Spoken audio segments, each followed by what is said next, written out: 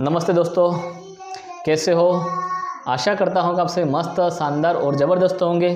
स्वागत है आप सभी का आपके अपने YouTube channel RPSC aspirant Jitesh GK and Sanskrit classes में। दोस्तों, कल हमने मुख्यमंत्री की क्लास ली थी जिसमें हमने पढ़ा था मुख्यमंत्री से संबंधित अनुच्छेद 164, जिसमें कहा गया था कि मुख्यमंत्री की नियुक्ति राज्यपाल करेगा और अन्य मंत्रियों की नियुक्ति राज्यपाल मुख्यमंत्री की सलाह पर करेगा। ठीक है, उसके बाद हमने पढ़ा अनुच्छेद 164 फर्स्ट क, जो 51वां संविधान संशोधन 2003 द्वारा जोड़ा गया था, जिसमें कहा गया था कि मुख्यमंत्री और मंत्री सहित विधानसभा में कुल सदस्य कितने होने चाहिए, 15% से अधिक नहीं होना चाहिए, जिसमें कुल सदस्य न्यूनतम 12 से अधिक नहीं होंगे।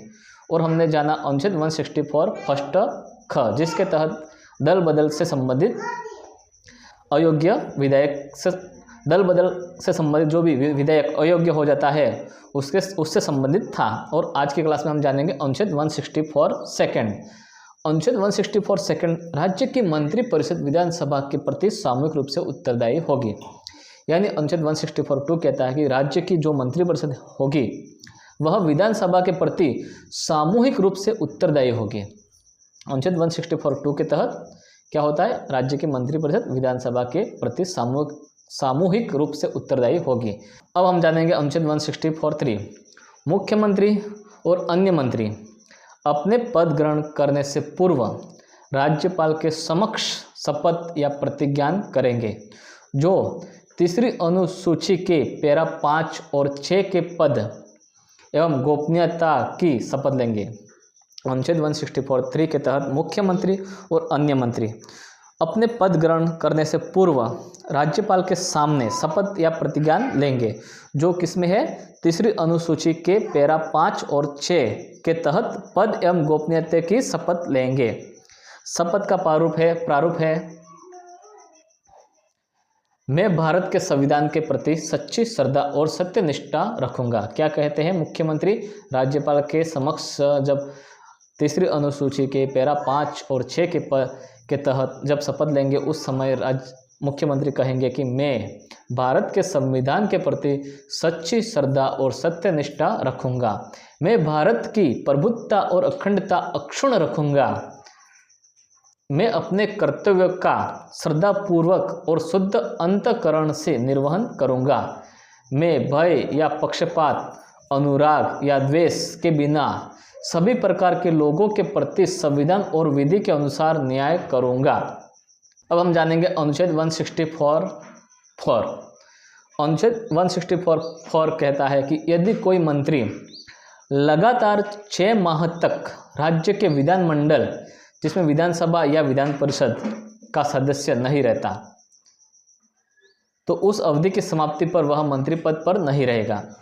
अनुच्छेद 164(4) सिंपल है, जिसमें यह बताया गया है कि यदि कोई ऐसा मंत्री है जो लगातार 6 माह तक राज्य के विधानमंडल का सदस्य नहीं रहता है, तो वह उस अवधि की समाप्ति पर वह मंत्री पद पर नहीं रहेगा। ये अनुच्छेद 164 के तहत बताया गया है। ठीक है, अब हम जानेंगे अनुच्छेद 164(5). अनुच्छेद 164(5) कहता है कि वेतन और भत्ते, मुख्यमंत्री के वेतन और भत्ते, मंत्रियों के वेतन और भत्ते ऐसे होंगे जैसा कि राज्य का विधानमंडल विधि द्वारा समय समय पर निर्धारित करे, और जब तक ऐसा न किया जाए तब तक वेतन और भत्ते प्राप्त करेंगे जो दूसरी अनुसूची में विनिर्दिष्ट है।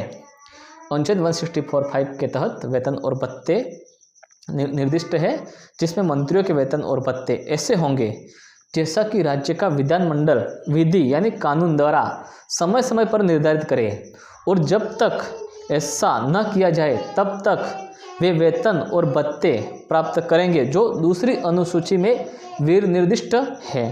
ठीक है, ये बताया गया है अनुच्छेद 164(5) के तहत। अब हम जानेंगे मुख्यमंत्री के कर्तव्य अनुच्छेद 167 के तहत।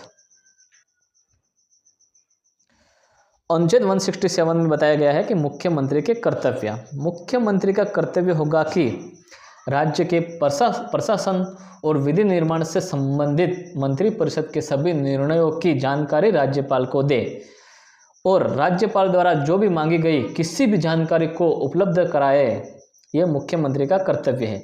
यदि राज्यपाल ऐसा कहे तो किसी ऐसे विषय को मंत्रिपरिषद के समक्ष विचार हेतु रखे जिस पर किसी मंत्री ने निर्णय लिया हो परंतु मंत्रिपरिषद ने विचार न किया हो। अनुच्छेद 167 के तहत मुख्यमंत्री के कर्तव्य है जो निम्नलिखित है। कौन कौन से? पहला है राज्य के प्रशासन और विधि निर्माण से संबंधित मंत्रिपरिषद के सभी निर्णयों की जानकारी राज्यपाल को दे, मुख्यमंत्री। दूसरा है राज्यपाल द्वारा अगर कोई मांगी गई जानकारी, किसी भी प्रकार की जानकारी राज्यपाल मांगता है तो वो उपलब्ध करवाएगा मुख्यमंत्री।